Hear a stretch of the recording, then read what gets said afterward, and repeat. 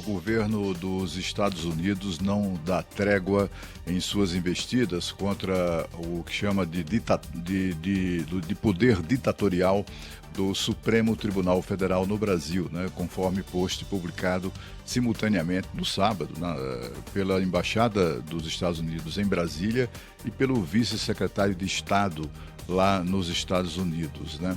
E isso foi feito no dia seguinte à convocação do encarregado de negócios do Itamaraty, dos Estados Unidos, para comparecer ao Itamaraty, que é a sede do Ministério das Relações Exteriores brasileiros, para explicar os termos de uma nota anterior da representação diplomática, também criticando fortemente o Supremo e o ministro Moraes.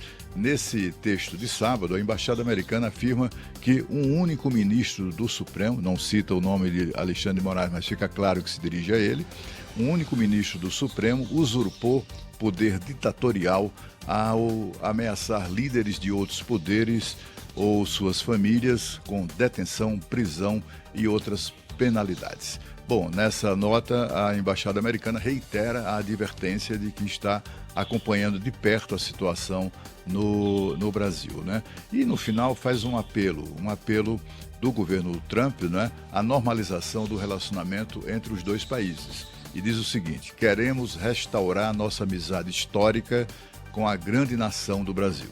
Bom, entre uma coisa e outra, algumas das pessoas que mais influenciam o presidente Trump nessas decisões em relação ao Brasil começaram a se manifestar em entrevistas, em posts e etc. Por exemplo, o advogado Martin De Luca é um advogado muito conceituado nos Estados Unidos, fluente em português. Ele não se cansa de dar entrevistas a veículos brasileiros exatamente nessa mesma toada. Ele defende os interesses do grupo de comunicação do presidente Trump e também da plataforma de vídeos Rumble. E é ele quem processa o ministro Alexandre de Moraes na Justiça Federal dos Estados Unidos. E com isso ele voltou a criticar o Supremo, o governo brasileiro, outras instituições, mostrando que eles estão mesmo acompanhando, viu?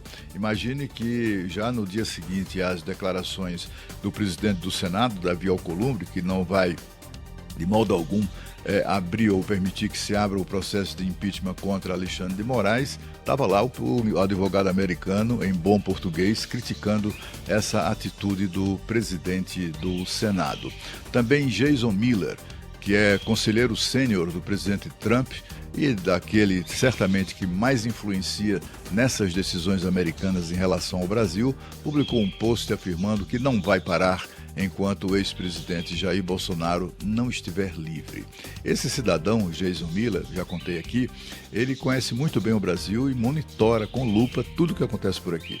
Ele sofreu na própria pele os efeitos do que ele chama de ditadura judicial no Brasil.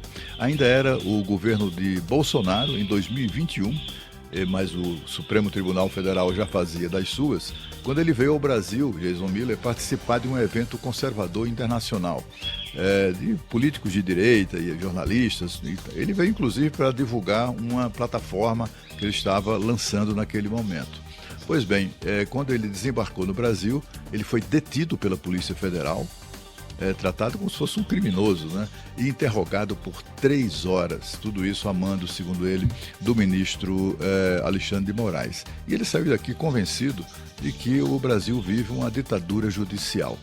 Mas a principal investida do fim de semana foi um artigo explosivo publicado pelo jornal americano Wall Street Journal, que é um dos mais influentes do mundo. Nele, a colunista Mary Anastasia O'Grady acusa o Supremo Tribunal Federal de haver aplicado um golpe de Estado no Brasil e acusa também o ministro Alexandre de Moraes, principal instrumento disso tudo, de estar censurando críticos e prendendo oponentes sem nenhum controle político. Ela diz que a liberdade das Américas enfrenta um grau de perigo nunca visto desde a Guerra Fria.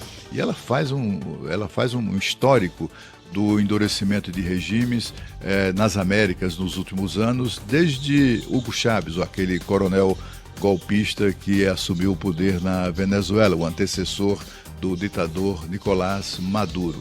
E ela vê muita semelhança com os métodos e com as medidas que foram adotadas pelo coronel Hugo Chávez, lá na Venezuela, para consolidar uma ditadura a partir do controle das instituições democráticas, aproveitando-se inclusive do momento em que ele era mais popular, e instituições como a Suprema Corte da Venezuela. Isso aconteceu em diversos países, de esquerda e de direita, como foi o caso citado pela jornalista de El Salvador, com o presidente Bukele. Mesma coisa, né? Muito popular, acabou assumindo o controle, inclusive das instituições democráticas, sobretudo o tribunal, o equivalente em El Salvador ao Supremo Tribunal Federal. E o jornal Wall Street vê muitas semelhanças entre essa caminhada rumo à ditadura que aconteceu em diversos países com o que vem acontecendo no nosso país. Agora nós vamos a Paris com Sônia Blota, que nos traz notícias.